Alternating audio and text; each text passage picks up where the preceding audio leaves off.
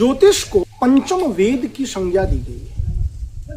पंचांग को इतना महत्वपूर्ण बतलाया गया है जिसके बिना हमारे जीवन की शैली और इसका चालन संभव ही नहीं है। तो हमारा भी कर्तव्य बनता है कि हम इसके प्रति उदार रहें। आपको आज मैं एक महत्वपूर्ण विषय बता रहा हूं। आप लोगों ने एक चीज वर्तमान समय में देखी होगी कि यदि हमें कुंडली बनानी है तो हम सामान्यतया क्या करते हैं, किसी भी जो वर्तमान की टेक्नोलॉजी चल रही है, सॉफ्टवेयर चल रहे हैं ज्योतिष के, उस पर हम अपनी डेट ऑफ बर्थ डालते हैं, टाइम डालते हैं, नाम डालते हैं और हमारे सामने एक बहुत लंबा चौड़ा एक कुंडली बना हुआ हमारे सामने आ जाता है।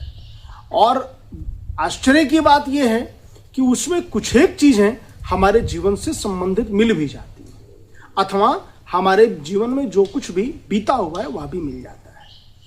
तो यहां पर मैं इसका एक बात बताना चाहता हूं कि गूगल या एआई आपके विषय में लगभग सारी जानकारियां रखता है।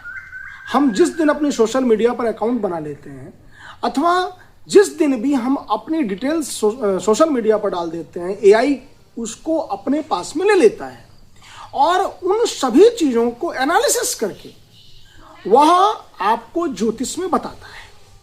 और आप ध्यान रखिए, आप लोगों ने एक शब्द सुना होगा एआई ज्योतिषी, जो कि कोई ह्यूमन बीइंग नहीं है, वह एआई है, अर्थात आर्टिफिशियल इंटेलिजेंस के माध्यम से आपको ज्योतिष बता रहा है। ध्यान रखें, जब आर्टिफिशियल इंटेलिजेंस का कहीं पर किसी प्रकार का कोई अस्तित्व नहीं था, ज्योतिष तब भी था, खगोल विज्ञान तब भी था।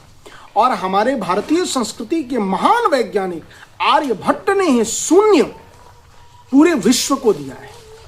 तो मेरा यह कहना है कि आप कभी भी कुंडली के बारे में किसी भी एआई ज्योतिषी अथवा किसी भी प्रकार के सॉफ्टवेयर पर भरोसा न करें। कुंडलियां अथवा ज्योतिषीय परामर्श पंचांग वेत्ता अथवा पंचांग विद से ही जानें। आप अपनी कुंडली पंचांग से ही बनवाएं और उसी के माध्यम से अपनी फलादेश को जानें।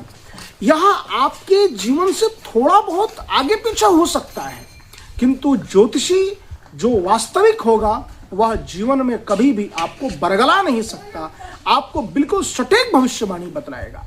यह एआई और ज्योतिषी से बिल्कुल भिन्न होगी।